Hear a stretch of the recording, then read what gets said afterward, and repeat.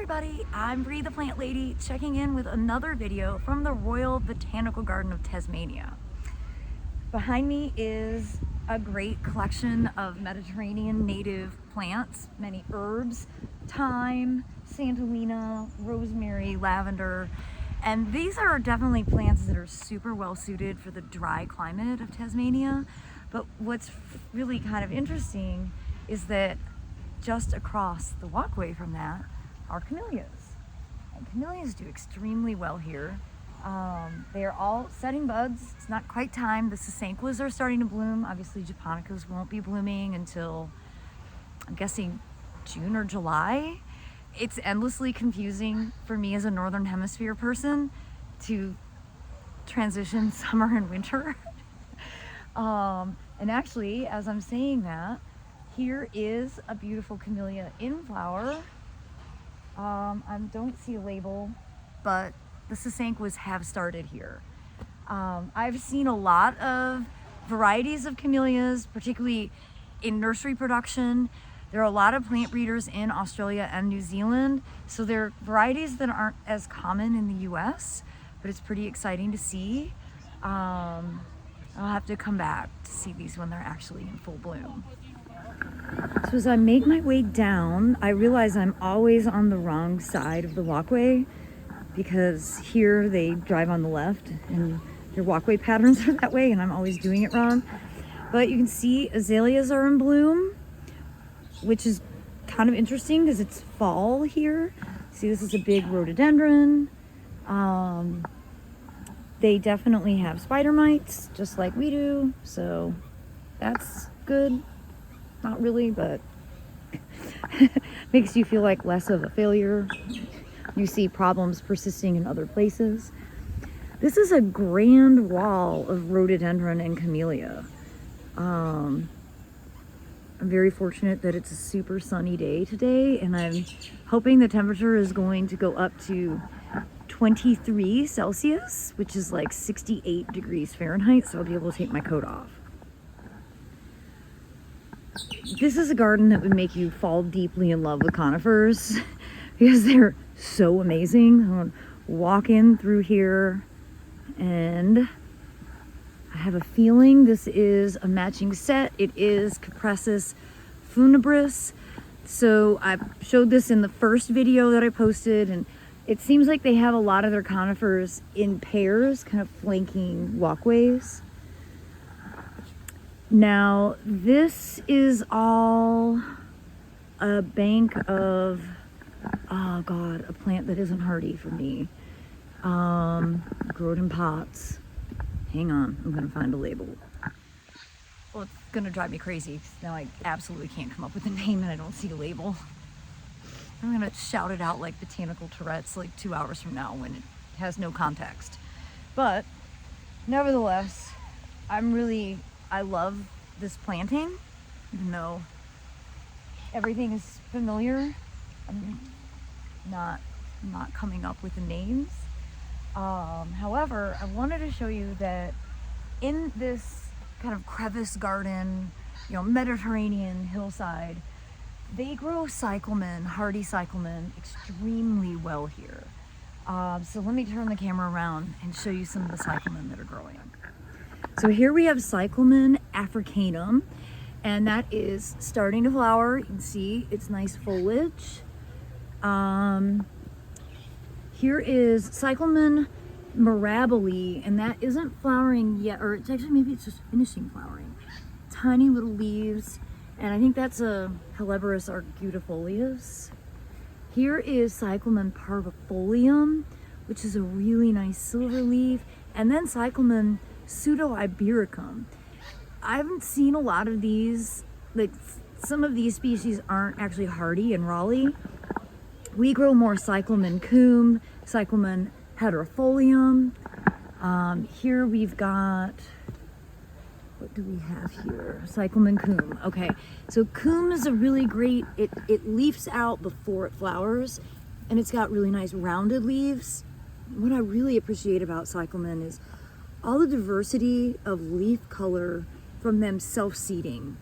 And the seeds are actually moved by ants. They're their number one pollinator. And then look up here. Cyclamen grow on corms, and that's a great example. This is Cyclamen greecum, and look at how big that corm is. And this is a nice big flower, really wide and open. Cyclamen are just so good because they're really drought tolerant. They're summer dormant, so you don't have to worry about heat stress. And there's obviously a lot of different species to be able to collect, and they do require sharp drainage. So if you're wanting to get into collecting cyclamen, you might want to get involved in the North American Rock Garden Society. Now coming along here, Nandinas do extremely well here, as do hydrangeas. Here's a North American native, Hydrangea quercifolia. It's always fun. And then look at that Mahonia that's already starting to bloom. Look how tall it is.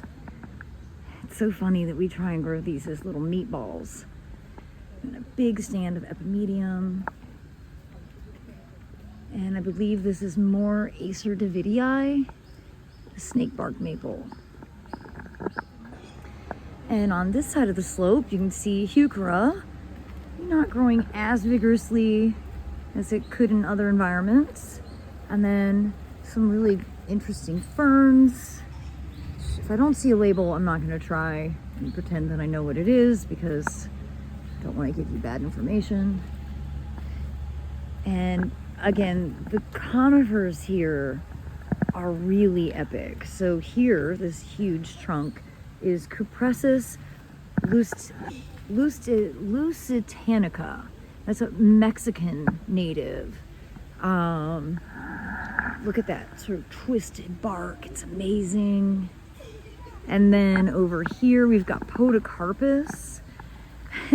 Again, East Coast, we grow Podocarpus as a green meatball. This is actually Podocarpus totara from New Zealand. I mean, look at the caliber of that. But what's really amazing to me is how many sequoia and sequoia dendron that they have planted in this garden, and how well they do. It's like, you know, redwoods from America growing here in Tasmania. Up and up and up and up and up. And growing here along the path, we've got Podophyllum spotty dotty, which is a really popular and easy to grow podophyllum for the southeast US. Looks really beautiful in this condition. Just to give you guys a view, we've got the beautiful lily pond, that bridge, and then up here we have a big section of native rainforest plants. So lots of tree ferns. But I need to find out what that monster tree is. My guess is Nagia, but I might be wrong. It is not Nagia, it is Agathis robusta. And that is enormous. I'm thinking that a National Trust of Tasmania significant tree is kind of like our champions, state champions. Look at this incredible structure. Think of the ecosystem of insects and animals that can live off of a tree this size. This is a great broadleaf evergreen. We actually used to grow this at Camellia Forest more as a novelty. It was not really reliably hardy in North Carolina. You can see it's got really nice, like very plasticky foliage. And I've certainly not ever seen one this size. I would say that's probably not realistic for Americans, but doggone impressive. Well, here's certainly a sight I've never seen. Cyclamen growing at the base of tree ferns. Now, I'm never not going to be impressed and in love with tree ferns. And of course, you know, they aren't really something I can grow in Fuquay-Varina, North Carolina. I could probably overwinter them in the greenhouse if I put a heater in. To see them where they're meant to be is so amazing. It was really one of my big takeaways from being in Brisbane. But here we have the proper botanical name, Cyathea cunninghamia. And of course they do get much bigger than this, and actually there are some over there that are proper size, so let me just keep on walking. And more camellias. What I love about this garden is that there's stuff I don't know next to stuff I do know, and that feels very empowering. Now that is a big old Taxus baccata, the English yew, which I grew up with. Used to shear those into rectangles and ovals. Instead, you could just let it grow a giant trunk and be a shade tree. Here we've got a really nice fern. This is Asplenium bulbiferum. And you can see it's great texture, kind of an understory, growing really well.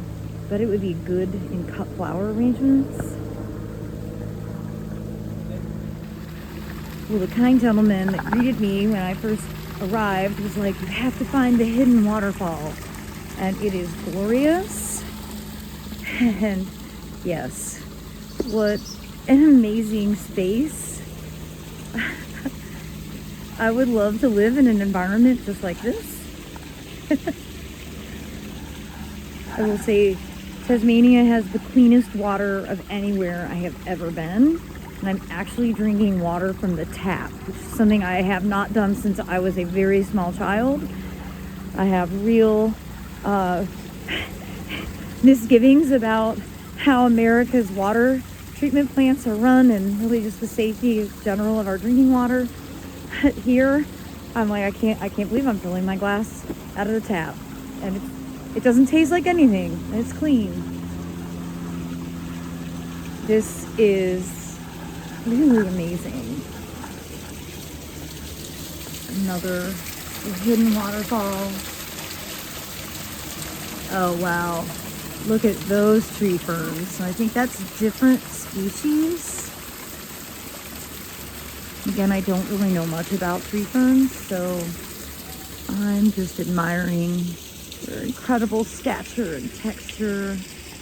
It really feels like I'm in Jurassic era standing here right now.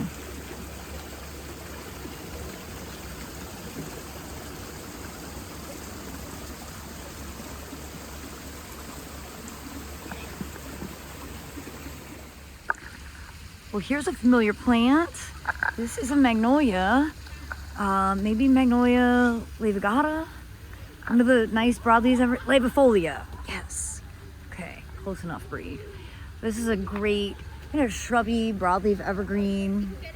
A bit easier to navigate than Magnolia grandiflora, although they grow lots of Magnolia grandifloras here. Nice to see heavy bud set on that. And as I make my way down this new path, there's a lot of stuff I'm not super familiar with. Glandora.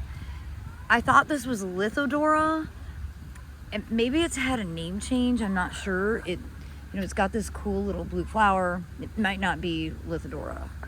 It's not labeled that, so I'm probably wrong. But it's a wonderful, creeping over a wall.